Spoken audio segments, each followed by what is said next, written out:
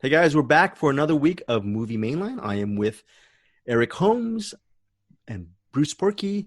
If you're watching our YouTube version of this, brucepurkey is called the Bruce of Burgundy. I believe that's a callback to, I think, a documentary that I saw. Right? I hope. Bruce? No? You're gonna find out later. I won't tell you. He's not. He's being very secretive. I am a little bit scared for Eric Holmes. No, I'm scared for myself because Eric Holmes is not Eric Holmes. He's called the Night Killer this week. That's a foreshadowing of what I got coming up later on. Yes. Are you going to? We're all being very secretive today. Eric Holmes, are you going to kill us with kindness? Kill us with kindness, right? Maybe, Eric? Exactly. I'm a lover, not a fighter. Yeah. That's a lie, but he's the greasy snuggler, I think is what they call him. The greasy snuggler. I like that. Bullshit artist. Bullshit. Wait, no, that's the greasy snuggler. The greasy snuggler. Bullshit artist. So how, just in general, what has the last week been like for you guys as far as movie watching? Has it been really, have you seen a lot of great films? Eric Holmes, The Night Killer. I have. A lot of good stuff for this week? Seen a couple of new ones, seen a couple of ones that I've seen before and watch again, and watch a really, really surprising short. So are we talking about that now, or are we going to come back around for it? We're going to come back around for it because I'm going to, before we get to the rewind stuff, Mr. Burgundy, the Bruce of Burgundy. So have you watched a lot of films within the last week yourself? Kind of standard amount, 7 or 8. Definite variety from really super low budget B movies to super artsy movies, and I bring a little of each. But seen some interesting stuff. I just wanted to tell you guys, I rarely go out. I went out a couple of days ago, actually yesterday, to $2 stores. Is there a dollar store in your parts? The Night Killer and the Bruce of Burgundy. Do you guys have the dollar store in your area? We got, there's the everything's a dollar store and there's Dollar General. Yeah, but we have got Dollar General in the South. Yeah, we have both of them, but not quite sure which one you're talking about. I'm for here in Los Angeles and California, they have this thing called a dollar store. I've never heard of the Dollar General, but in those dollar stores, do they have some really good DVDs or Blu-rays for $1? Have you guys ever gone through? Oh, sometimes, yeah. Well, you can. Not normally good ones, but yeah, sometimes I found an Inherent Vice for $1 once, because on Halloween we like to be the house that the kids like remember the next year and then come like, oh, that's the house that gets the good stuff. And I went to the dollar store, everything's the one you're talking about. And I went to go look for some DVDs. I'm like, I'm going to get a bunch of them. And they were mostly crap. The only good ones I could find was Inherent Vice. I'm not about to hand out a bunch of Inherent Vice to kids for Halloween. Here you go. You want a Paul Thomas Anderson movie that no one liked? Here you go. Was it the DVD or Blu-ray? You just bought that for yourself then? I didn't buy it for myself. I already had it, but it was a DVD. How about you, Bruce? Have you ever done the whole bargain bin for the DVDs, or is that? Yeah, I've done that, and there's a place here called Second and Charles, which is that sounds cool. Yeah, and they've got a ton of like DVDs. I actually bought a DVD today there, which I'll mention later. But I go there for used DVDs quite often, and you got to go through like thousands of them to try to find one. But hey, it's that one. You're like, yes. That was the one that I found recently back there. Not this one, but I found Bucket of Blood, an old Roger Corman movie. I love that movie. I was like, yes, Bucket of Blood. You never find that. Well, I went to the dollar store again yesterday and went through a lot of crappy DVDs and Blu-rays, but got a whole bunch of it for this other podcast I do to give away the DVDs because I've been really very, very slow, lacking on that. But I found a gem, and I wanted to ask you guys before we get to our rewind. For our rewind segment, have either of you, because I've never seen this movie, and I feel I got a Blu-ray that I think for $1, it's probably worth $15 or $20. It's a Blu-ray, it's sealed, it has a digital code in it, and it's a 2013 film directed by Ben Stiller. Do either of you know what this movie is? 2013. Oh, give me a second. Directed, Vamp for a bit. I know what this one is. I know what this. And they're saying when it came out, it didn't do that well, and Isn't for it the fantasy one? you're getting there. I'm there. The Walter Mitty. Yes, Oh. the secret life of Walter Mitty. When it came out, it didn't do well at the box office, but I remember looking at a Twitter thread. A lot of people really actually love that movie, and just wondering if either of you have seen it, and if so, is it an underrated film? I've not seen the whole thing. I think my brother was watching it, or someone was watching. I've seen parts of it, but I didn't stick through the whole thing. Oh, I have not seen it. I heard the song a bunch off of it they had the song from Of Monsters and Men, Dirty Paws, and I like that song, but I never watched the... Cool. I should clarify. I didn't start from the beginning and say this isn't for me and walked away. I walked in like halfway through and like I can't watch this because it's already going. But I should probably get on that. So I have no opinion on whether it's good or not. Well, I'm gonna probably watch it for next week's show, and I'll tell you guys what I think of The Secret Life of Walter Mitty on Blu-ray for $1, man. I just love getting, one of these days I'm gonna get one of those Roger Corman or Inherent Vice films. I just want to actually start just once COVID-19 hopefully down the road we have a vaccine, we can just go out normally. I'm just gonna scour DVD stores. Isn't that a remake? Walter Mitty, isn't that a remake? Yeah. Yes. I think the original was it Danny Kaye, maybe? Very good. Very good. Know. Bruce of Burgundy. Yes, Danny Kaye. Very, very good. He won the trivia on this one. But okay, so our gray. I have gray hair too. No, here's the thing. Our first segment for Movie Mainline is Rewind, where the co-hosts they give recommendations on one week, and maybe the next week another one of the co-hosts will watch. I've been really horrible the last couple of weeks where I haven't watched any of these Rewind recommendations from either Brucepurkey or Eric Holmes or Luis Lacau. Just wondering if you guys have seen have anything for our Rewind segment for Movie Mainline. Almost. I started watching in bad company, but I could not finish it in time for us to do this. So I'll rewind that next week. But cool. You said that I would love it. And so far, you're not wrong. Oh, I'm not wrong. I'm not okay. So far, you're not wrong. I'm digging Bad Company so far, but I have not seen the whole thing, so I should not rewind it just yet. So, listeners, the Bad Company I recommended to Brucepurkey last week. It's a film directed by Robert Benton. It stars Jeff Bridges and I forgot the name of the other guy, Barry Brown or something. And John Savage. Yeah. And John Savage. Yeah. And who else? Yeah, but Huddleston? anyways. Is it Huddleston? What's the name of the guy that's the Big Lebowski? Oh, I forgot. Yeah, the guy from the Big Lebowski. Yeah, he's in there. I was a little bit sad because I feel like I led Bruce down the wrong path. No. You were okay on it. You were just okay. I was okay on it. Yeah. Okay. So hopefully, Eric Holmes, The Night Killer. Hopefully, you're halfway done. I'm assuming. Hopefully, you're almost there. Hopefully, it ends up being something you kind of like. How about you, Burgundy? Have you seen this movie would really have to shit the bed for me to hate it. But no, it gets better as it goes. So I think you're going to really like it. I think it gets better as it goes along. So you're going to like it. It gets very interesting as it goes along. Yeah.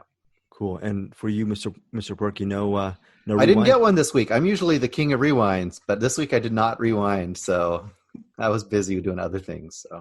Doing other things like watching movies. Yes. So, yes, The Night Killer and the Bruce of Burgundy. They have a lot of movie recommendations. I was horrible this week. I have one big movie recommendation, but before we get to my one big one, let's start with The Night Killer. What do you got for us to start off with? Well, I guess with the namesake for this week, The Night Killer. I watched two of them, and they're movies about Carl Kolchak. We got The Night Stalker from 1972, directed by John Llewellyn Moxey, and The Night Strangler from 1973, directed by Dan Curtis. And both these movies are starring Darren McGavin, who a lot of listeners will know is the dad from A Christmas Story. And they're both written by Richard Matheson, who wrote the wonderful book I Am Legend. And if you've not read that book, please do so because it's so damn good. And the Night Stalker. Okay, so you got they're both TV movies. Night Stalker was the first one. Then Night Strangler came out the year after.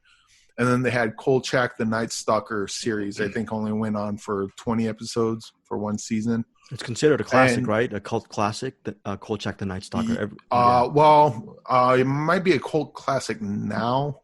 I think at the time it was pretty popular.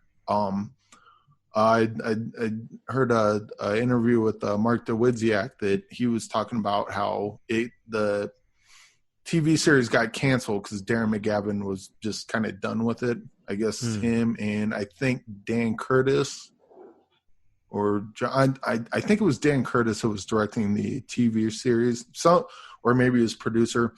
I'm going to mess this up, but look it up on YouTube and look up Mark Dawidziak. He knows way more about these things than I do.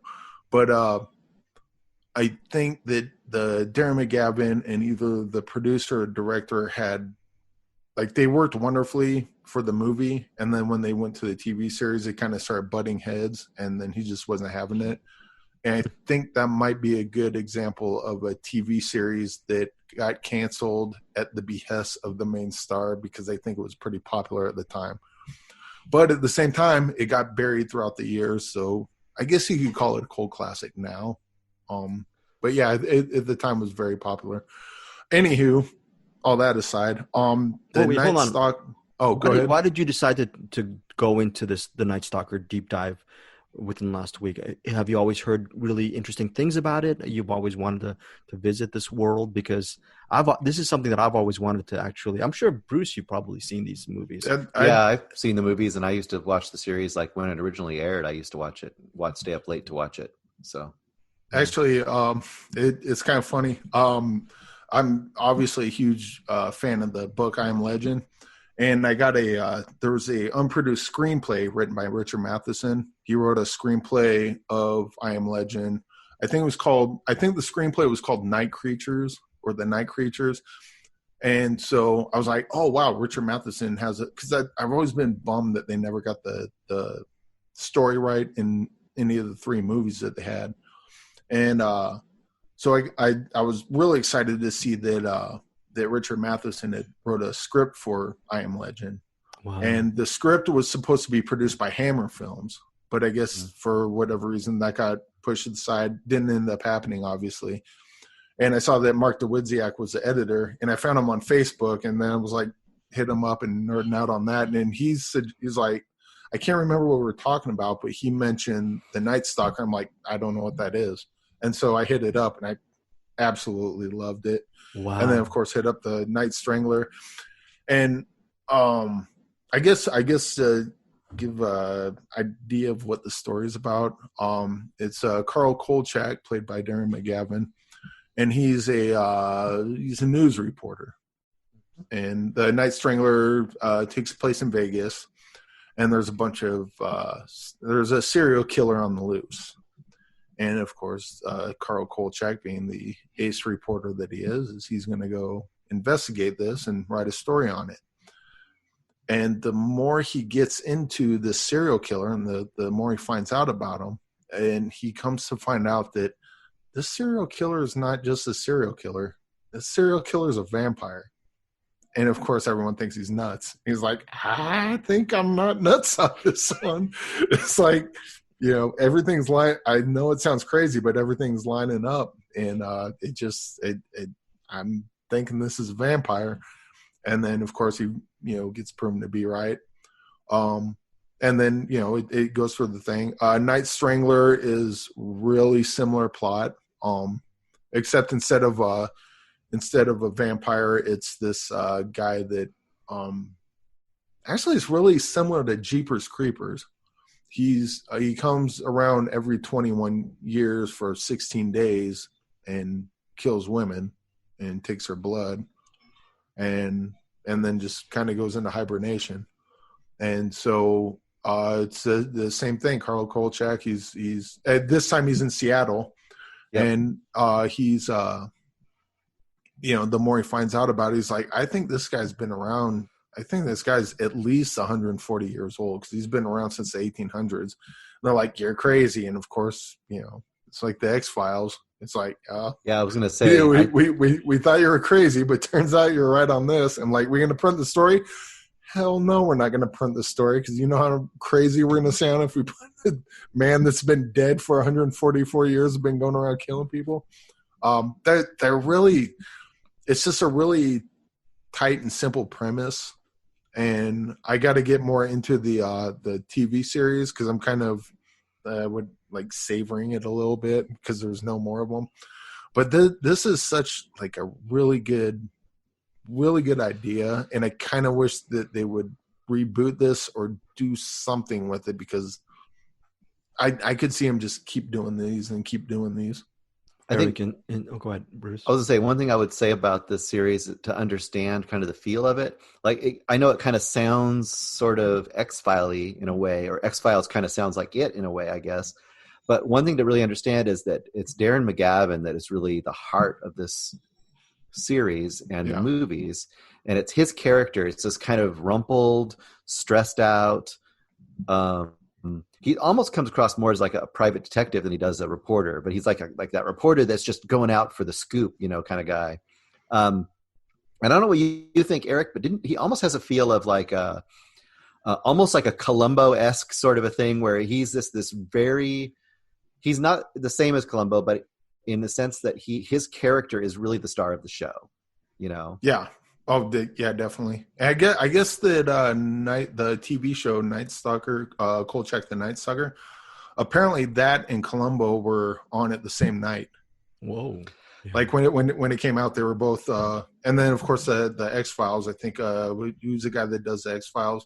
I think he did some writing on the series. Carter, is it something Carter? I want to say. I don't know. Yeah, I'm not sure. Well, here's an interesting little tidbit. Back in 2005, 2006, I think, if I recall, I interviewed Stuart Townsend. Stuart Townsend, he used to be the former boyfriend of Charlize Theron. He is an actor.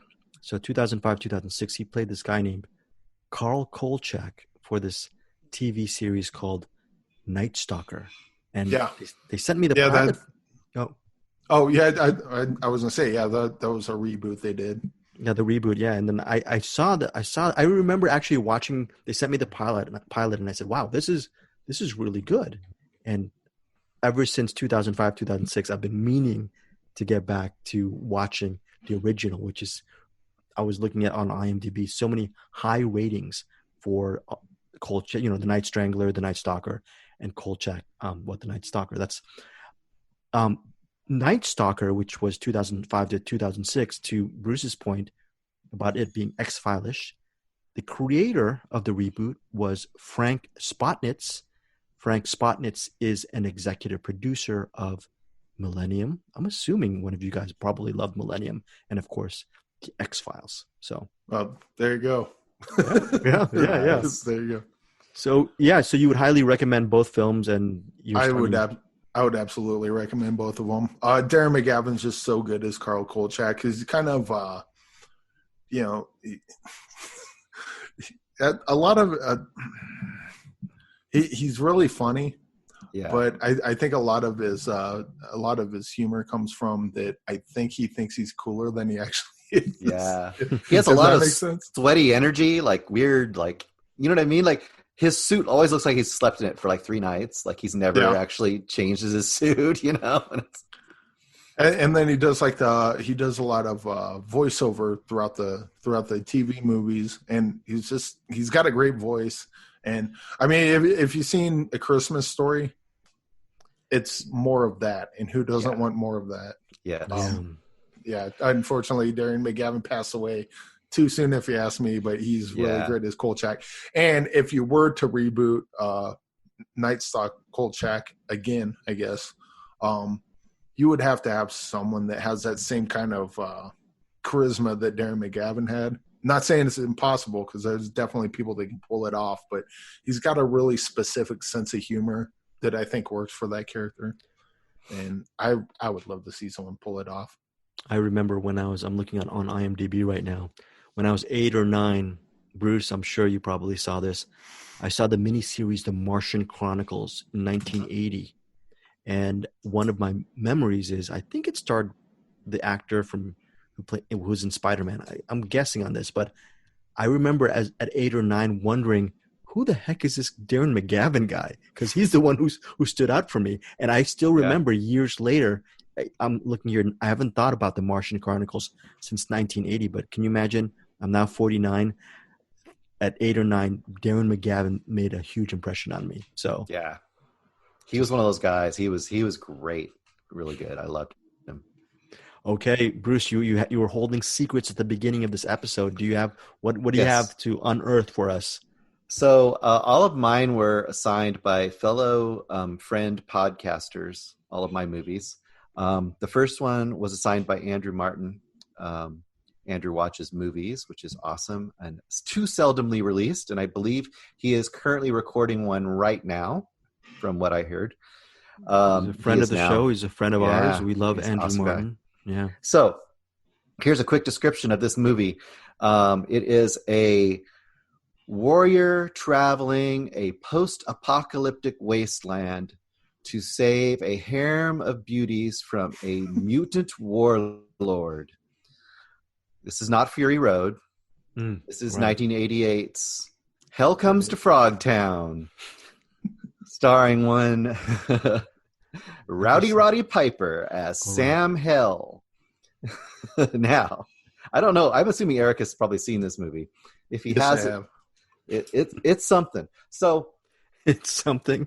It is. The two main characters are Sam Hell, obviously, by Rowdy Roddy Piper, and Spangle, who is played by Sandal Bergman. We all know Sandal Bergman. Right? Conan. Yes. Also the lead dancer in All That Jazz. Oh, right. Yes, very good. All That Jazz. So, anyway, it starts out with him.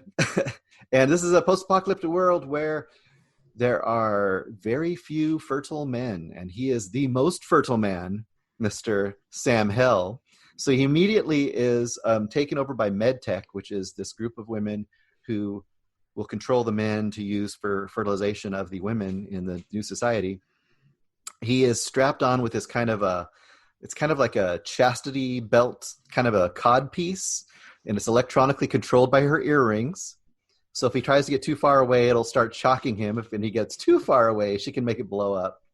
There's a lot of ridiculous comedy. So 2 parts to this movie. First part is their journey, him and Spangle and another woman named Sentinella, who is played by Cease Varel. I don't know who she is, but and it's a lot of sex comedy, and him, they're all attracted to him because he's the most, virile man in the world at that point, and he's, the rough and ready guy, and they're traveling off to Frogtown because a whole bunch of human women have been taken captive by the evil warlord in Frogtown. So the first half is kind of B-movie, 80s B-movie, post-apocalyptic, cheesy movie. And it's got its moments that are fun, but it really doesn't hit its stride until you get to Frogtown, because Frogtown is just like it sounds. It's a whole bunch of characters in animatronic, practical effect frog outfits. And they are literally frog creatures. And there's a frog stripper, and there's it's just amazing. Really, really reminiscent of the Fear and Loathing in Las Vegas. Yeah. When they go to that bar and they're all lizards. And he's tripping out and he looks over, they're lizards. Yeah. And until they got to Frogtown, I was just like, okay, it's all right. It's whatever. But when it hits Frogtown, it is another level of insanity. And I don't know how the movie got made. And I have not watched the Joe Bob Briggs commentary on this, so I'm sure there's a lot of good stuff. But the stuff that you see in this is amazing. And I had a couple clips. I wish I could have played them, because there's this kind of the main enforcer of, I think he's like, the main guy is called something like Toady or something like that. And he's got the harem. But he's got a main enforcer dude who's named Bull Frog. You can see how that works. And I can't describe. That dude overacts, and it's so amazing. And you got this puppet frog head flapping, and it's and it's bulging eyes, and it's talking to Rowdy Roddy Piper. And if you are even a slight fan of B movies, it is something to behold. The last 45 minutes of this movie are just incredible cheese, like highest level Limburger. You know? So it was definitely worth a watch. I think so. If you're a fan of, you know, B movies and 80s B movies and really cheesy B movies, but ones that are, this one wasn't, it's meant to be humorous, but it's not meant to be humorous. Like the jokes that it actually has are horrible, but the stuff that's really funny is supposed to be cool. And that's where it really shines, is when you see the stuff that it's supposed to be cool and like interesting and awesome, and it's just horribly, horribly silly. So I really loved watching it, and people who like that kind of stuff, Hell Comes to Frogtown is something to check out. It is showing Hoopla, Tubi, Shudder. The only advantage if you do have Shudder is that you can watch it, and then there's a whole other version with Joe Bob Briggs doing commentary, giving you tons of trivia and talking about the production of it and all kinds of stuff. There's one other person here that you might recognize, and that's Rory Calhoun, famous character actor for 30, 40 years. Rory Calhoun's been tons of things, and he plays this old coot named Looney Tunes in this that comes out of nowhere, and he gets involved as well. So Rory Calhoun, cool. I wonder if because the especially the first half, it's been a while since I've seen it, but I wonder how that would play today, because it does they're not rapists. That's not what's going on, but there's definitely they play with sexism quite a bit in this. Yeah. And I imagine watching it today, or like, you know, let's say they do a remake of it today, I could see I could see people walking a very careful line trying to do that. The first half is definitely like awkward, kind of like awkward sex comedy almost, and it really isn't much, you know. But the minute they get to Frogtown, really, that's where like I said, that's where it shines, because that's where you get all these frog puppet characters, and they're just hilariously awesome and terrible. So it's just I'll have to show you some clips, because the clip where that bull guy comes in, and it's just amazing.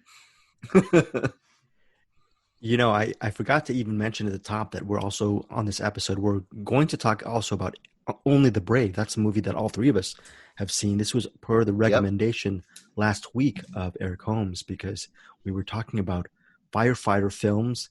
I was trying to push Ladder 49, but when we mentioned Only the Brave, Eric Holmes's eyes lit up. And I peed myself. And I watched it this week for the first time. I'd never seen it, so. And I've never seen it too, so I rented that for a couple bucks over on Amazon Prime Video, and we're gonna get to that in a second. After we get to Eric Holmes talking about his second round of recommendations.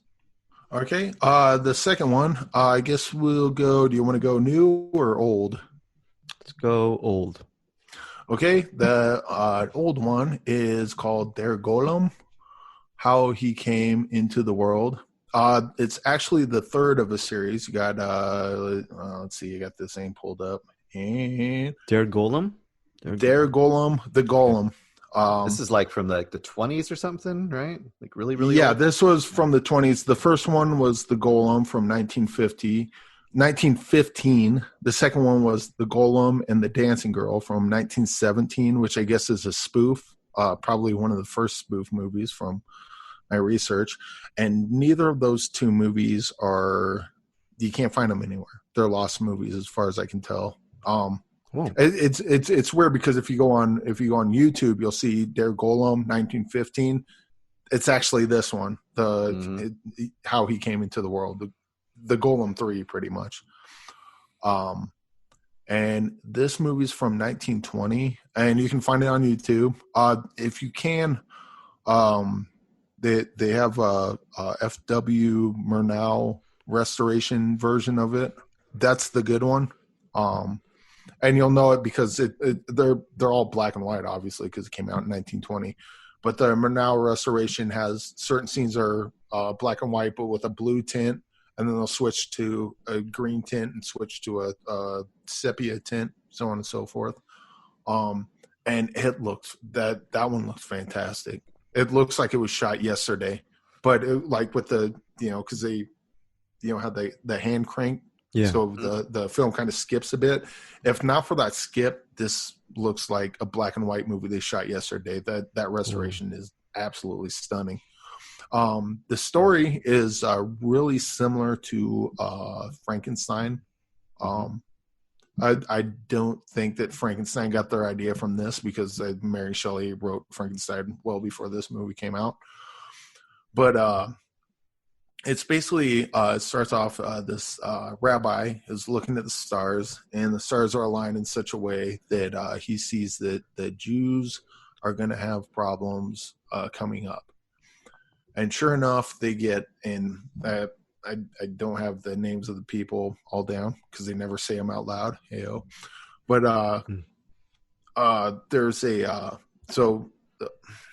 all right. The rabbi lives in this Jewish ghetto, and then there's like an emperor outside of that, and they want to punish the Jews for killing Jesus Christ. So they're going to come in and chase him out of the ghetto and just go wherever. You can't stay here. Yeah. I think the idea is that probably it'll go a little further than that, but that's kind of what they explicitly say in the movie. And so this rabbi decides that he's going to he wants to create a golem to protect them. And so he does that, and he goes to show the golem to the emperor. And the emperor's, he's entertained by the golem. It's like, he calls him an illusionist, and but then like something happens, and the building they're in starts crashing down. The golem holds it up, and they're like, "Oh, you saved us."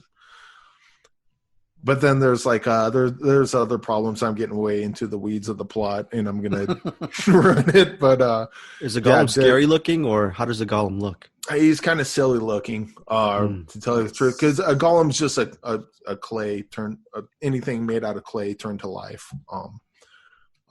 He's got that hair that kind of comes down. Yeah, he looks really silly. But the restoration looks nice. The effects, some of them are definitely of their time, and then they have other effects that are really really impressive for the time, for sure. And I would definitely recommend watching this one. The ending is really good. I don't want to give anything away, but the ending is worth it. Even if the rest of the movie wasn't great, that ending is awesome. Do you know, Eric? So you talked about the restoration you saw had like the tinting. Do you know if that's to recreate the original presentation of that movie, or do you know? I doubt it. I didn't really do much studying on that, but so like when it's nighttime outside, the tint is blue. When it's nighttime inside, the tint is green. When it's daytime outside, the tint is sepia. So the tint is very specific to, it's not just random. It's specific to what the scene is. I only ask because recently I watched Dr. X. Have you ever heard of Dr. X? It's no. It's listed. It's in the song for Rocky Horror Picture Show, and I went through a period where I watched every movie from the song science fiction double feature, and Dr. X is from a similar time period. It's like 20s, early 20s, and it's considered one of the first color ones, and it's kind of like that. Like the color in it is like it'll be tinted. It won't be like really color. It'll be like a whole scene will be tinted, and that's how it's actually presented. That's what made me wonder if maybe they were trying to restore that. So it's possible. I just don't know enough about that to speak with authority. I don't know enough about anything to speak with authority. But. So the Golem and the Dancing Girl is the one you'd recommend on YouTube? That's the second one. That's a lost movie, and the first one's a lost movie. This is, as far as I can tell, that the Golem. If you look up Der Golem, DER Golem, it's the full title is The Golem: How He Came into the World from 1920. Okay, but considering the other two movies are lost movies, look on YouTube. Whichever one you find, that's the one, because it's the only one available. Yeah, it's really famous. You'll always see footage. I haven't watched the whole movie, but I've seen footage and scenes from this movie for years because it's a really famous one. Yeah. Yeah, I was reading while you were talking, Eric. I was going through it, and it was saying it's like a pillar for German expressionism. So I would say so. I mean, if you like the original Frankenstein, this is very similar to that. It's got its own flavor to it for sure, and the story's not the same, but it's that it would be a good double feature. Watch Der Golem, then Frankenstein, and that would be a really nice double feature. Yeah, Bruce. Before we get to you, I'm gonna just have a quick mini rec, and it's going to be The Old Guard. It comes out on Friday, July 10th. I got a little bit of a. It's cool because Netflix, what they do is when you request for a movie, they'll put you, if you're a critic, they'll put like a little preview content. You enter a number and the movie starts playing for you. So I got a little bit of this. The Old Guard starts Charlize Theron and Kiki Lane, Matthias Schoenaerts, who great actor, and Chiwetel Ejiofor. So I haven't read a lot of reviews on this. I should, because I don't want to get into spoilers. Maybe the trailer itself is a little bit of a spoiler, but Charlize Theron, she's a head of a mercenary group, and what they want to do is they're not mercenaries for hire to actually abscond with treasure or they're not greedy people. They're trying to change the world. So she actually, Matthias Schoenaerts is her right-hand man, and there's two other people there. They have special powers. It's based on a graphic novel by Greg Rucka, who also wrote the screenplay. Gina Prince Blythewood is the director. She does a really good job. It's essentially, if you liked Charlize Theron doing the action thing with Atomic Blonde, The Old Guard is sort of like Atomic Blonde, but more of a pulpy graphic novel type of thing. Right. And Kiki Lane, if you've seen her, she was the co-lead in If Beale Street Could Talk, that's a great movie. She plays one of the younger people who she's recruited into this mercenary group because, again, like I said, the mercenary group, they have this really special power that a lot of government agencies, the powers that be, want to get a hold of. And so I'm sure there's a lot of reviews that say what power they have, but I'm just going to be really coy and just keep it on the surface level. This movie is a little bit over 2 hours. It doesn't feel like it. The action's pretty good, but this is the interesting thing about Netflix movies or movies that are streaming. I just wonder what would happen. And the movie's good. I'd give this movie just straight up like a 4-star film. Fun action.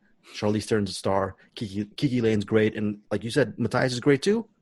But we get so used to these type of films, and I hope Netflix doesn't listen to this, but when Netflix releases a Netflix movie, it seems like it's all under the same kind of template that you're feeling, that you're not watching cinema, you're watching cinema made for your television.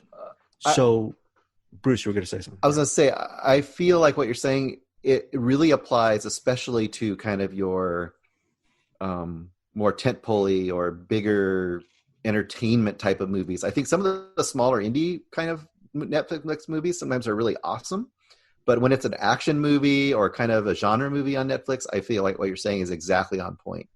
There's always something a little like this one didn't quite make it, or it was missing some pizzazz or something. Yeah, and maybe that's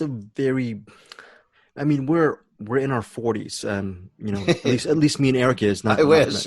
Well, Bruce, let's just say you're 49 and a half. Let's just lie. I'll take that. Now, how many halves? But the thing is, I don't mind it. It's great.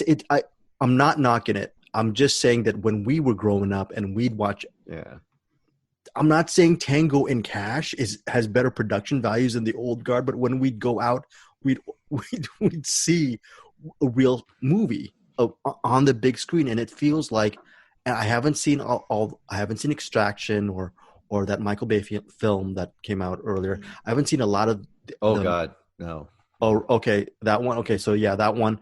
Yeah, it just feels that it's like you were mentioning Kolchak being a TV movie, and that's a great TV movie. But this feels like a lot of these movies that are released for Netflix, they feel like juiced up TV movies, meaning let's put in some budget, some production value, but dial it down and make it a little bit less than a studio film. So make it better than a TV movie, but a little bit lesser than, let's say, Christopher Nolan's Tenet, right? Let's just make it straight for our subscribers rather than the people who are going to the theaters. And I don't know how to feel about that. I just feel that this expansive version, this expanded universe of streaming, it just feels weird to me. I don't know how to put it. Just feels, we get a lot more stuff, but we don't get those special, like the really special knock it out of the park projects that are just straight, unless it's a Scorsese film. That's just my take. I see what you're saying, but at the same time, like with Hold the Dark, which I love that movie. But that or The Five Bloods, those are examples of movies that I think I would have got. Like, it kind of has what you're talking about, but I think if I saw them in theaters, as opposed to watching it at home, because there's always distractions at home, whether you think there are or not, especially if you got kids in the house. But I think those movies would have hit me a lot harder had I seen those in theaters the first time. Yeah. Sure. Because they like, well, especially those two, Hold the Dark and The Five Bloods, because there's a lot going on in both of those, and you kind of need to be locked in a dark room and just only the screen, like nothing on the peripheries, you know. But yeah, I do kind of see what you're saying. Some movies get that feeling. I just wonder if they would have that feeling if you saw it in the theater the first time as opposed to on Netflix, if that makes sense. Yeah, totally makes sense. Bruce, Hold the Dark, underrated film? Is that an underrated film? Oh, I'm in between on it. It was very ambitious, but didn't quite catch me as much as his earlier stuff. The earlier movies by him, I love so much that this one was a little bit more, I don't know. It's a little harder to grasp onto. I might need to see it again. It has a lot more esoteric stuff going on than like Blue Ruin or Green Room. Green Room and Blue Ruin are both so like visceral. So they're so like they hit you right out of the gate. You know, it's a misfire for you then, sort of a misfire. You know, a slight misfire. It's not terrible, but it didn't catch me as much. But I could see how it could. So I'm a lemon. I should also mention that with Hold the Dark, I read the book before I saw the movie. And normally you read the book and there's like, oh, they left this out of the book. Hold the Dark, this is the only other movie I can think of is what's the Dean Koontz one that Dr. Cox was on? Intensity. Okay. The Intensity is the only other book where I read the book of Intensity, I read the book of Hold the Dark, and then I saw Intensity, I saw the TV movie Hold the Dark, I saw, well, I guess technically the TV movie also. The movies do things that the book can't do and left out things that only the book can do. True. So they work really well. If you read the book and see the movie, I can see that. They kind of lock onto each other really well. I could see that because at the Hold the Dark, a lot of that stuff was like, I'm like, why, what? And I could see how there was a lot going on that I didn't understand because I didn't see it. You know what I mean? So yeah. And then with the book, it's like you read it and there's stuff you don't quite get because you kind of almost need to see it. But then you watch the movie and it's like, oh, okay, that part of the book makes more sense.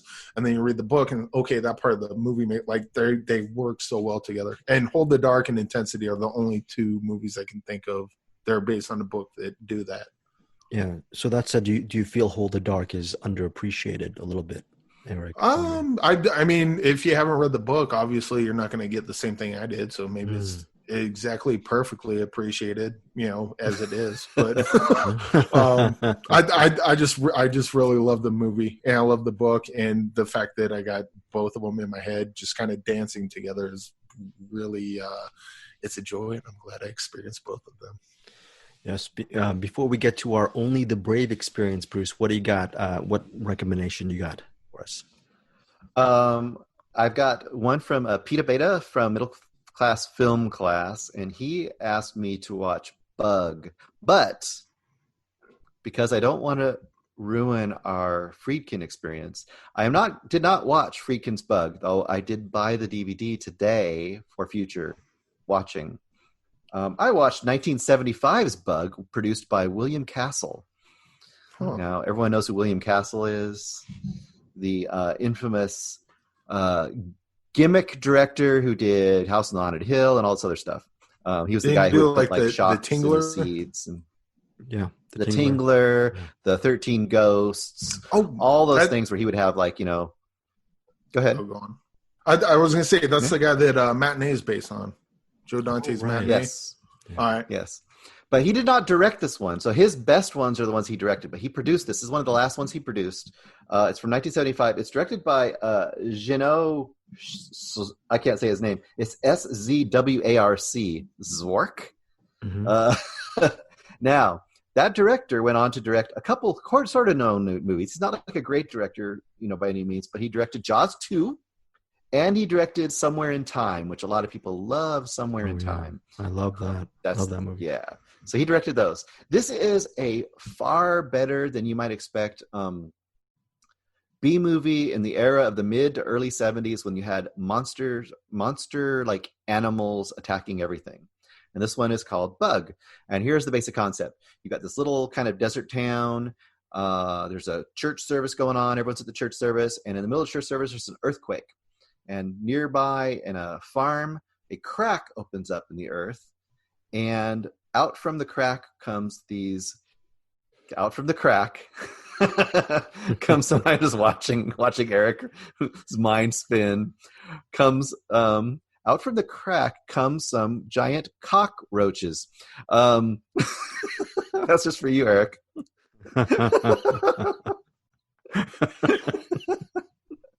And these cockroaches are incendiary. They will set fires. So you have this really great B movie where, and it's got this great like electronic soundtrack that's all like scratchy, weird, like trippy sounds that make you feel all weird and uneasy. Tons of really great like microscopic photography of real cockroaches that are just super creepy. Giant I think Amazonian cockroaches for most of the scenes.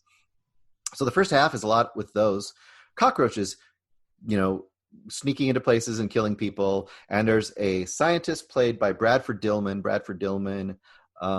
He's one of those guys you've seen in a ton of films back in the 70s and 80s. You might not recognize him, but I thought it was interesting that he appeared in Piranha, since Piranha came up, I think, in the last episode as well. So two things that came up in Piranha. But anyway, he's this kind of the scientist that's into like studying animals and animal behavior and insect behavior and so on and so forth. So the first half of the movie is basically the animals attacking people. But one of the people that it attacks is his wife. And spoiler alert, she dies. So the second half of the movie, and once again, I'm not going to give all the stuff away, but the second half of the movie is him basically going insane and becoming like a mad scientist movie where he starts to study and try to adapt these cockroaches and help them evolve. So that's where it really, I thought, was interesting than this. It was way more interesting than the average, animals attack kind of movie from that era. And that it had this really cool and strange kind of mad scientist bent to it, which I really appreciate. I'm a huge fan of those, especially the 50s mad scientist movies. There's a ton of those. And this is kind of a 70s version of that. One little thing I'll add to it, there's a couple little fun details as far as like trivia. One of them is the scene of the scientist's house is the same house that was used in the Brady Bunch. And it was filmed a year or so after the Brady Bunch was canceled. And I guess at the time the Brady Bunch was filmed, it wasn't very popular. So they figured they could just kind of use the set and not change it very much. That's funny. No one would know what it was. But now everyone who sees this movie goes like, why does this house look so familiar? Because it looks, you can see like the kitchen. There's this big scene in the kitchen. It's like, that is the Brady Bunch kitchen. It's like you can just recognize it. And then the other weird little trivia is that I guess William Castle, true to his kind of gimmick spirit, because he always wanted gimmicks. Like, for example, in House on the Haunted Hill, he wanted like a skeleton to fly on a line over the audience at one point during the movie and all this kind of stuff. In this movie, he wanted to have brushes put on the legs of the chairs in the theater. So when people move their legs, they would feel like there was bugs, crawling against their legs during this movie to give them an extra creep factor. So creepy. This is on Amazon Prime. So it's an easy watch. If you're a fan of creature features, especially kind of the 70s era creature features, animals run amok, I think this is kind of a cut above. And it is for fans of people who like things like Phase 4, which came out in that era, which is about like weird, like microscopic, super intelligent ants, stuff like that. If you're into that, this is a good movie for you. And I will now be able to freshly review or talk about Bug with you guys when we do Freakin'. That's pretty cool. I still haven't. I know our buddy Anderson Cowan loves Bug. I have no idea if Eric Holmes is a huge Bug fan as well. Yes. Oh, you just spoiled Oh, it. Spoiler alert. I hate it. I hate it. Okay. So I'm looking forward to seeing Bug. Everything about it, I know I'm going to love it. So I've got it in my hands today, so I'm ready to watch it. So Okay, now speaking of movies we love, it's not just that we love it. It's a movie that Eric Holmes loves. Again, Only the Brave, released in 2017, directed by Joseph Kosinski. Okay. Eric, the first time you saw Only the Brave, did you actually watch it in theaters or did you buy it on Blu-ray? How did you come across this movie? I watched it in theaters. It was when I would go on a weekend, I would go to the theater at like noon and just kind of map out, based on what times the movies are playing, I just kind of map it out. And Only the Brave wasn't one I was too excited to watch, but it kind of fit in between the other two that I was watching at the time. So I was like, wow, that'll be a good buffer. And then I watched it and I was like, oh my God, I love this movie. It turned out being my favorite movie I saw that day, and I had no idea that was going to happen. Yeah, the movie is based on the quote-unquote the true story of the Granite Mountain Hotshots. It features an all-star cast: Josh Brolin, Miles Teller, Jeff Bridges. It's based on the GQ article No Exit. And yeah, just so did you ultimately buy the Blu-ray, Eric? Yeah. Oh yeah. Yeah. I saw it in the theater, and then I went back and saw it again in the theater. And then I think I got a digital copy of it because those usually come out before the DVDs and Blu-rays do. And then when the Blu-ray came out, I got like any version of that comes out, I get it because I was so excited watching it and I couldn't get enough of it. It has that perfect, like I said, I love Fireman and I love Rescue Me. And I don't think this was as good as Rescue Me just because Rescue Me has more time to, get into the characters and it can get into a lot. But also Rescue Me's they do urban fires where the Granite Mountain Hotshots, they're doing forest fire. So it's kind of a different set of, different skill set for the firefighters and, slightly different, although similar, slightly different characters, but still kind of the same. They're kind of bro dudes. I don't know.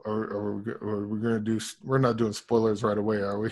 I don't think. I mean, this is based on a true story, so I mean, I think you can say 18 or 19 firefighters were killed at this at that fire at the end. I forgot the name. Oh, go ahead. Well, before that, one of the things I liked about it was when the movie starts off, it's like I know exactly what this movie is, and then it kind of the way the characters interacted went a little differently than I expected. He's like Miles Teller. He's the druggy ne'er-do-well that comes in, and we get that, and that's exactly what happens. But then you get the guy. He's like the asshole, and it's like, oh, okay, this is going to be the antagonist of the movie. But then he ends up becoming like real good friends with them. They really got that camaraderie down, and at least for me, I really similar to Death of Dick Long, where the characters in real life bugged the hell out of me. The characters in the movie, I kind of got attached to. They're bro dudes, they're dumb, but they have good hearts and they try to do well. with each other. They Jennifer Connelly's character, she could have very easily been the nagging wife that's oh, why do you gotta do that? Why you gotta do, but she has a point.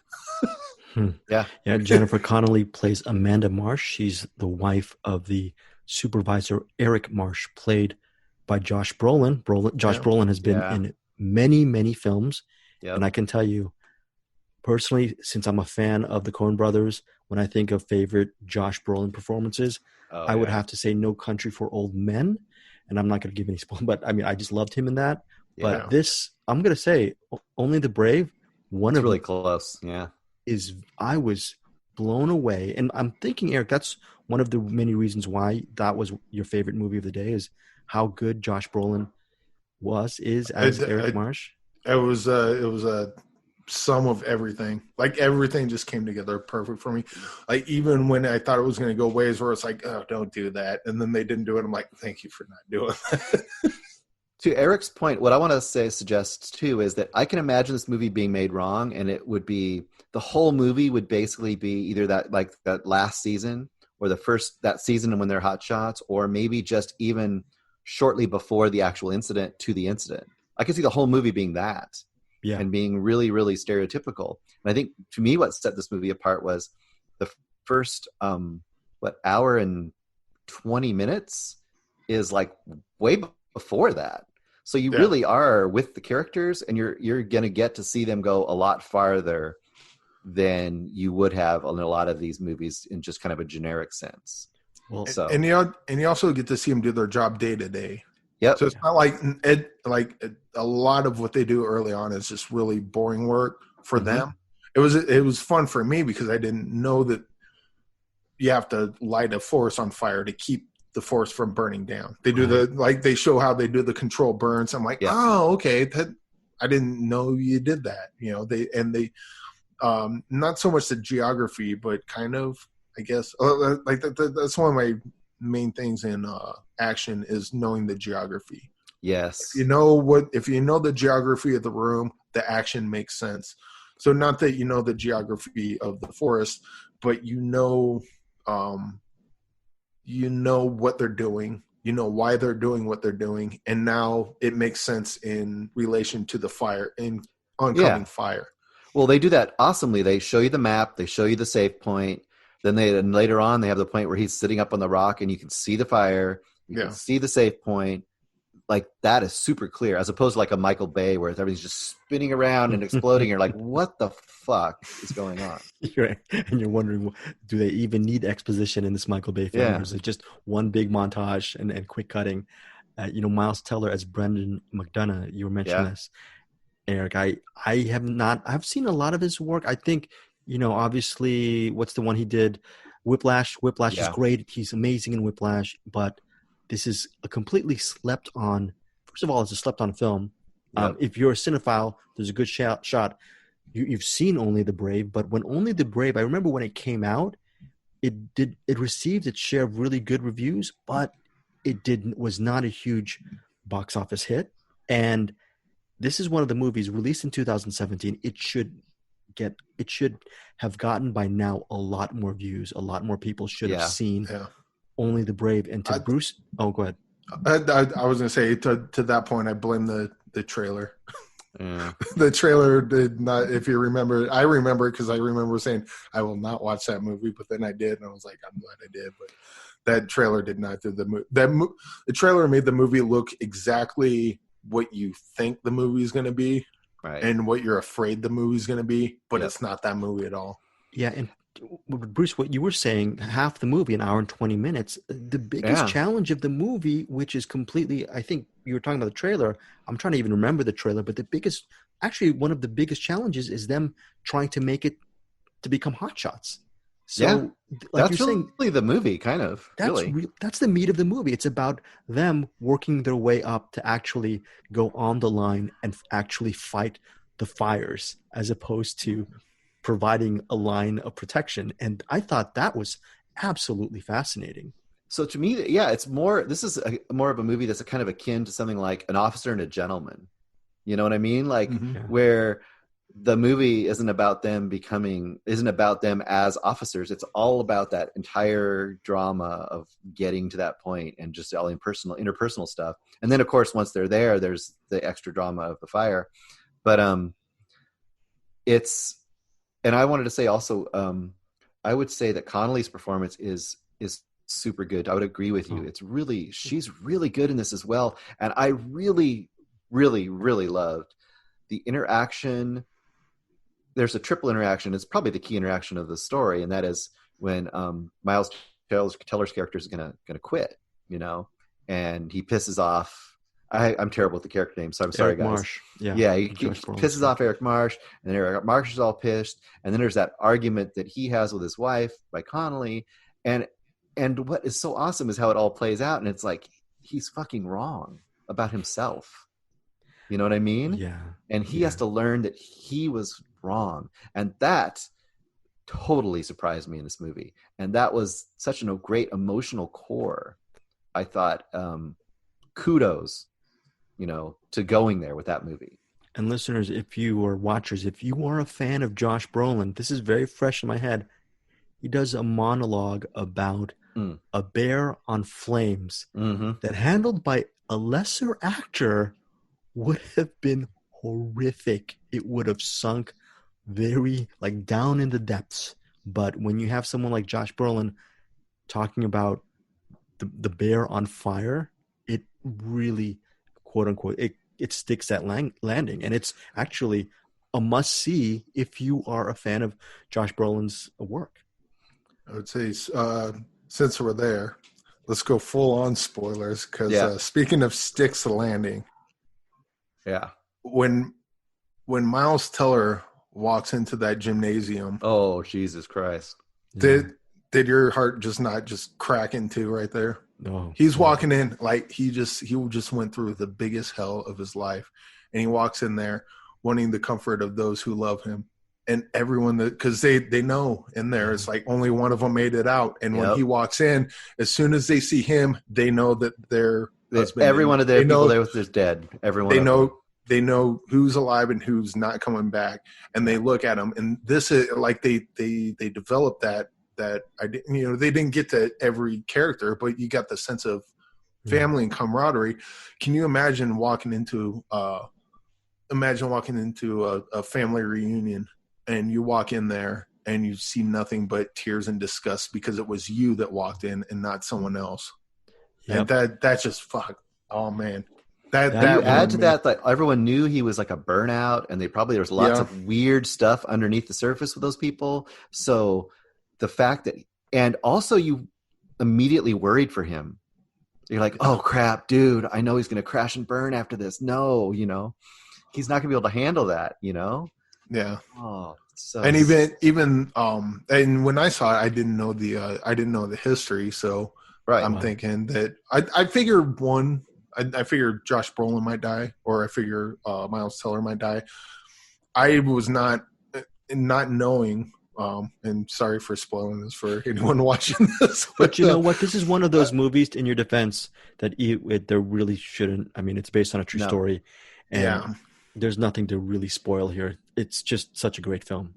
You talk about stick the landing. That movie sticks the landing, and it even watching it yesterday just destroys me every time I watch that. And part of it too, the way that they're always practicing that move to get under those blankets. So you're like, okay, they know what they're doing. This is supposed to work.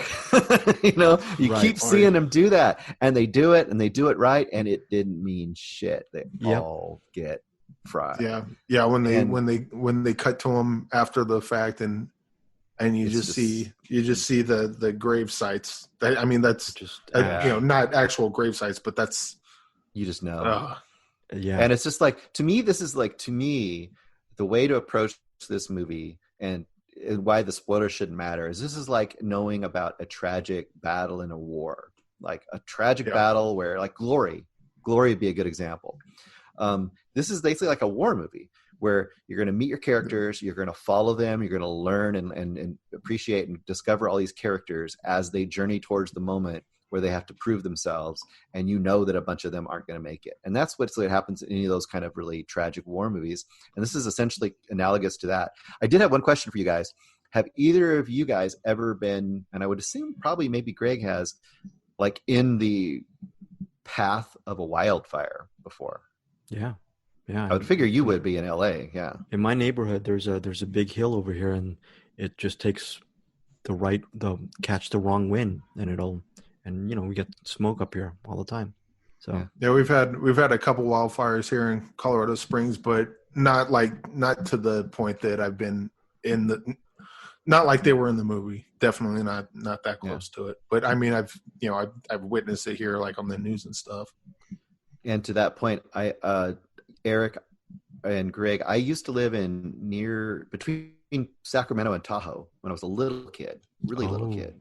Okay. Like up in the mountains, Sierra Nevada's there. And I remember one of my earliest memories, I must have been like 5, is that we were hanging out with my dad, and he's like, saw smoke, and we like raced to our house. And by the time we got to our house, the trees were already on fire, and the ashes were already falling all around our house. So whenever I see a movie like this, it just hits me on that level. You're just like, like when you see them, like there's that one scene earlier on when Miles Teller's character falls, and he like is almost going to burn, and he gets dragged out of it. Yeah. And you just get that feeling of just like, holy shit. And you could feel the heat, and it's just like, it's really well done. And the special effects are impeccable in this movie.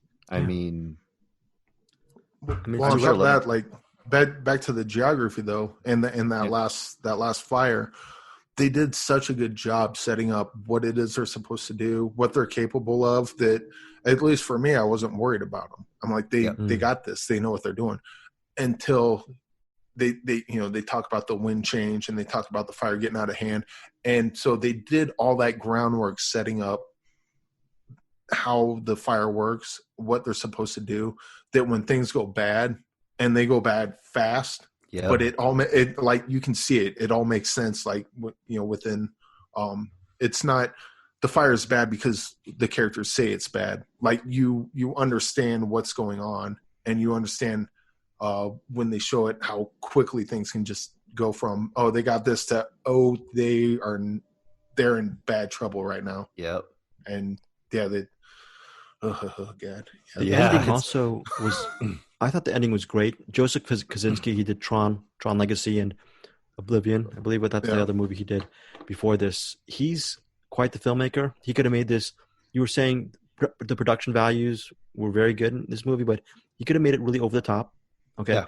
The ending, he could have done this whole really emotional, huge ending, but he leaves it off in a very nuanced and hushed note with the ending credits when we get to see the firefighters, the real pictures juxtaposed with the actors. I just thought that was a real graceful note that he did not go overboard. It was just perfectly directed. Yeah. And are you guys excited now that he's doing Top Gun Maverick? I was just gonna say, I think he's the guy doing that. I'm actually like, it might be.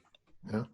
With Miles Teller. I think isn't Christopher McQuarrie right? Didn't he write that one, or maybe co-wrote it? I think it's Aaron Kruger who did that. And the fact that Miles Teller is back to work with Kosinski and he's going to play Goose's son, I just think I think this is going to be a home run type of movie. I wouldn't think before. Thanks to you, Eric. I wouldn't have thought that otherwise until I saw, because I haven't seen Oblivion. I hear that's an interesting movie, but.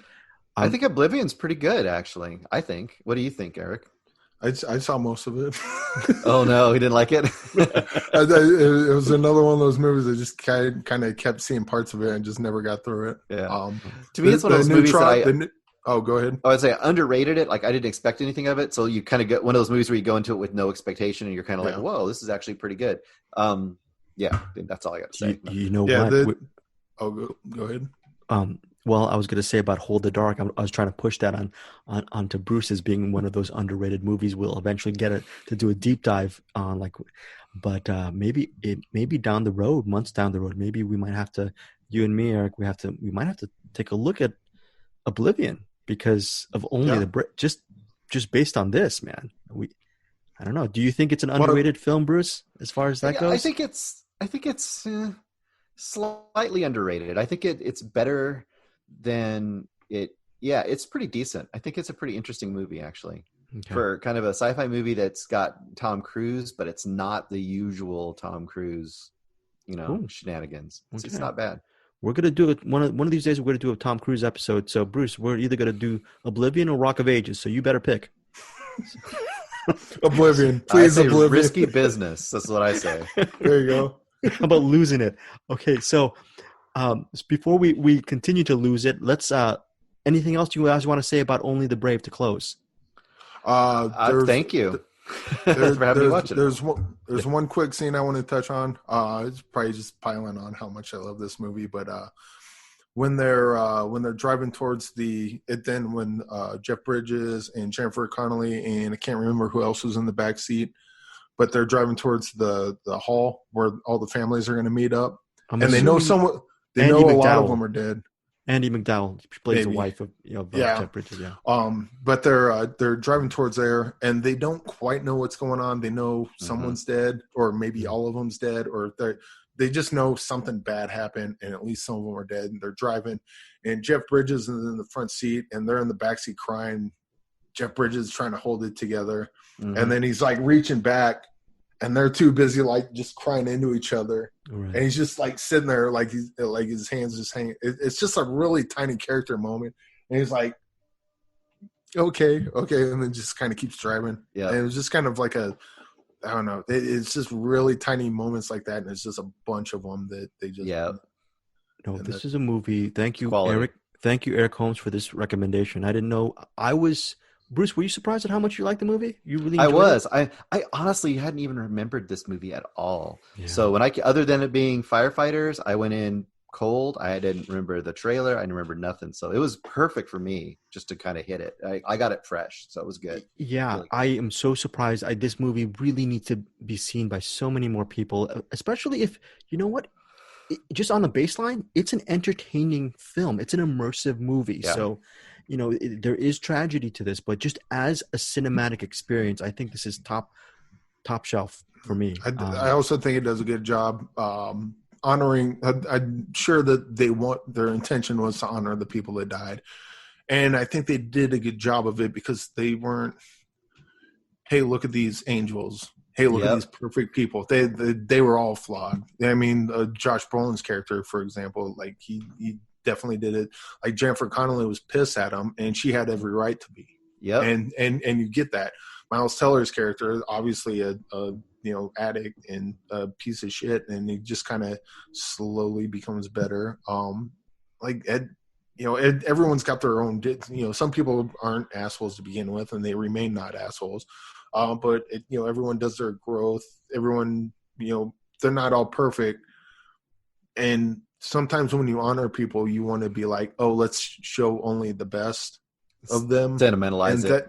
And that just comes off as completely false. And they didn't do that in this. They showed not necessarily warts and all because it wasn't a hit piece, but it wasn't a fluff piece either. It was they were real people. At least that's how I saw it. That Taylor Kitsch character, he was awesome. Yeah, he's so good in this movie. So okay, Only the Brave. It's it's streaming on, I believe, FX if you have FX. But then not to knock FX, but I didn't want to go through the commercials, so I actually rented it for $2.99 on Amazon Prime Video. Basically, rent Only the Brave at least. And you know what? If I catch it on my local DVD store, I'm not talking about dollar stores. This is a movie I'm going to pay full freight for as far as a Blu-ray experience. It's a highly recommended film. I should have wrote this down. I'll find it for next week. But there's got to be like maybe for next week I'll do some more research and maybe find like there's got to be something that you can go and donate money to, like some firefighter fund or for families. There's got to be something like that. And I'm kicking myself right now because I should have thought about this before we even started, but I'm dumb. So I'll come up with something for next week. Okay. And if you're listening and you know of anyone that we should point some people towards, we'll definitely do that. But I'll get that for next week. Definitely. Only the Brave. Before we leave, do you guys have one more quick little thing you want to say? A little quick recommendation from either of you? I do. Oh, go ahead. I do. You got one too there, Mr. Eric. I got two of them, but they're very, very, very quick. Right. I'll do mine pretty quick because I think I'm probably going to do a more full review with William, because I'm going to be probably doing a memory and artist spotlight with William Lindis for the Moviemainline podcast tomorrow. Cool. So that'll be out probably within a week or so. So as part of that, I would like to see if I can convince him to do a co-review of this movie that he assigned to me. But I'll do a quick review of it because this is a very good movie. It's an awesome movie, which may or may not have ever heard of, and that is The Duke of Burgundy. Okay. There you go, the Bruce of Burgundy. Yeah, there you go. The Duke of Burgundy. And The Duke of Burgundy is the name of a butterfly. It is not a character in this movie. This movie is... So William is great about suggesting movies that are really like sometimes off the beaten path, especially some of the kind of art house movies. And he's got a great eye for this kind of stuff. And he was the one that suggested Dogs Don't Wear Pants to me as well. And before Dogs Don't Wear Pants, The Duke of Burgundy was his favorite movie about the power dynamic in dominance and submission relationships. And I'm not going to go into too much of this movie other than to say it's two women, Evelyn and Cynthia. And it starts with Evelyn showing up to the front door, and she knocks, and she's the maid for Cynthia. And Evelyn, when Cynthia opens the door, Cynthia says, "You're late."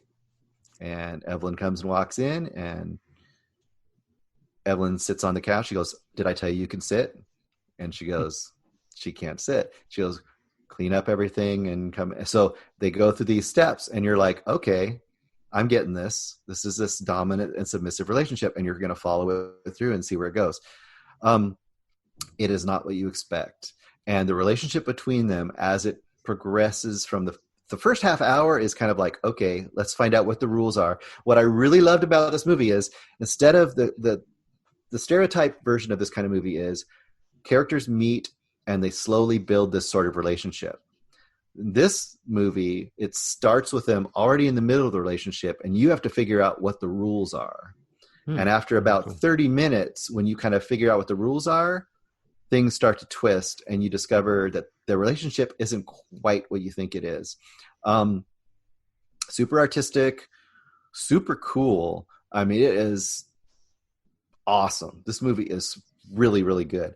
And it's directed by, I just want to say this really quick, it's directed by Peter Strickland, who did Berberian Sound Studio. If you ever saw Berberian Sound Studio, that's a really interesting, cool movie he made before this one.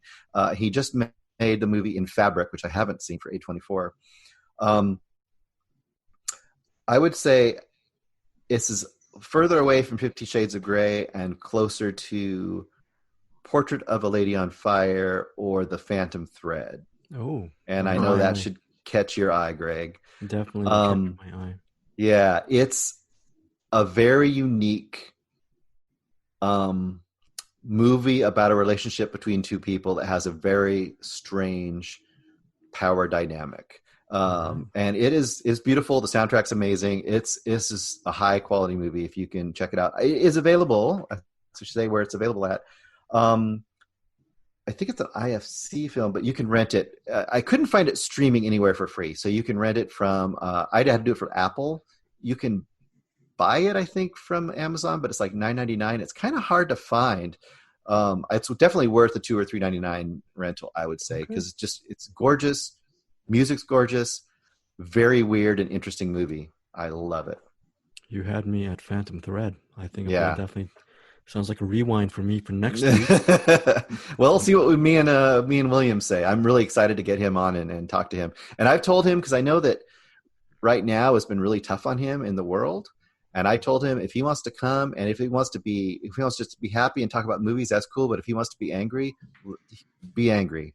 So we're gonna see what William we get and go from there. Very cool. Yeah. Well, hopefully, Bruce, you'll calm down your anger, because I'm tired of you being angry all the time. So don't cross me, Greg. I've told you before. Don't. I'm gonna. Do you know what your safe word is? Do you remember it? My safe word is I'm just gonna keep on stuttering to Eric Holmes for the final two movies for this episode. All right. Yeah, I got two of them. One's short because everyone's seen it. Another short because it is a short. The first one we'll say is Hamilton on Disney Plus. Oh, I liked it. You guys like Yeah. Hamilton? I liked Hamilton. I've heard the Moving on. songs. Okay. no. Yeah, it was. Well, Hamilton's hard for me, just musicals in general, because I'm used to when I listen to music, I tune lyrics out because a lot of times, and not in musicals, but a lot of times in music, lyrics are really bad. Yeah. Mhm. So I just kind of grown accustomed over the decades of tuning the lyrics out. And Hamilton is really contemporary music. The music is catchy as hell, Yep. but my brain is just so used to tuning the lyrics out, which you can't do because the lyrics are very important because they're telling you what there is no dialogue. All the dialogue is them singing. But yeah, it's really good, really entertaining. I just had to concentrate probably a lot more than most. Yeah, I couldn't. I tried for 15 minutes. I know it's a brilliant musical. It was late at night. I actually had a screener link of it so early. So I just said, so dense. If you don't know the music, and I love hip hop. It was still hard for me to just. I would say that if you had a CD of this, you probably don't even need to see it. You could probably listen to it because there's no dialogue. It's like the Tim Burton, Sweeney Todd. It's everything's saying. But yeah, I liked it, and I'm sure everyone knows about Hamilton, so we can move on. The other one is the short I found. I don't know how I found this, but I did, and it's called The Sandman from 1991. It's about 5 minutes, 4 minutes, 5 minutes. Okay. I'll put a link of it on the Facebook page. It's directed by Paul Berry, who actually died at 40 years old in 2001 from a brain tumor. So that sucks. But he did work on James and the Giant Peach and Christmas Story, Nightmare Before Christmas, and the Tim Burton type movies. And this definitely has a Tim Burton feel to it. But man, this movie creeped the living crap out of me. It's good. It's just something about the way the Sandman looks and the way he moves around and stuff. And then the music that they play as he's walking, because he stops, the music stops and he keeps walking. But it's like the music is a piano song, but it's like really high reverb and kind of toned down. It's just something. I mean, it's called The Sandman, but there's just something really almost undercover nightmarish about the music. And it sticks like landing. it's not. Yeah, it's not like it's not in your face nightmare, but it's just unsettling, spooky. I mean, that's textbook example of a spooky movie. And I'll put it on the Facebook page, and a link of it on the Facebook page. It's like 4 or 5 minutes and absolutely worth it. There's a bit after the credits. I don't know if that makes it better, because the way the movie or the way the short ended was pretty much perfect. Yeah, but the after credits is like a little fun cherry on top, I guess.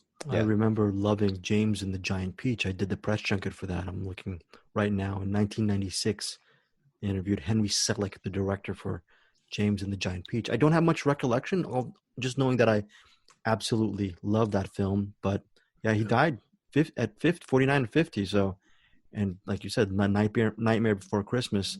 Between that and James and the Giant Peach, and then I have not seen Monkey Bone. I'm really getting into these movies that were. I remember when it came out, bombed.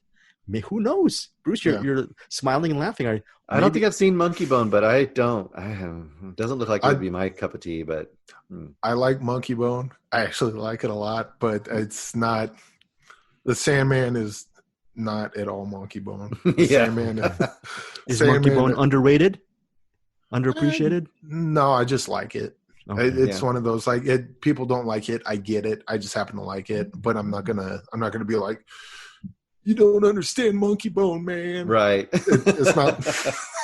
It's not like that. It's just a movie I watch, and when it comes on, I enjoy it. But if other people don't like it, I get it. But you're so much more diplomatic than me, Eric Holmes, the Night Killer. I always say, you don't understand Brian De Palma, man. He's a genius, man. I mean, he is. I'm not going to argue with you there.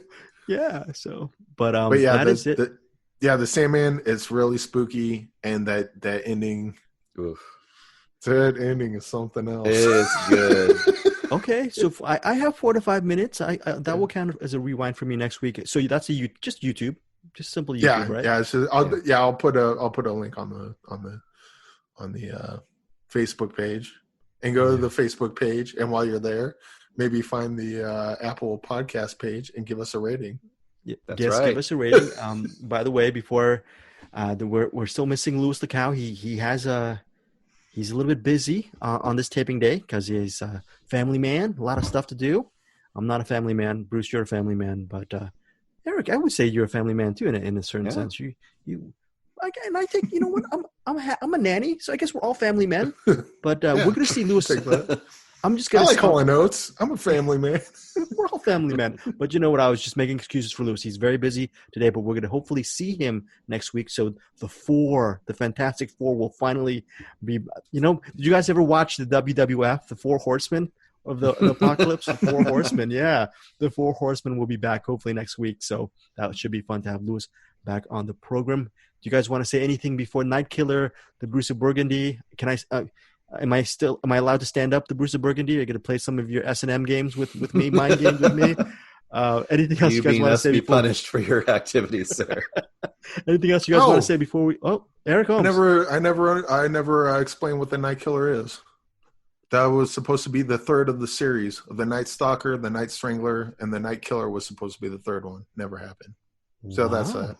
Okay. I probably should have said that earlier on when I was talking about the other two, but at least we got it out before the end of the episode. And to tie everything together very quickly, I forgot to ask you, how's that Richard Matheson screenplay? Was that it's different than the book slightly. He's made certain changes, but it's good. The ending is a little different, but it keeps enough of it. And if Richard Matheson is going to make changes on his own story, I'm not going to give him shit.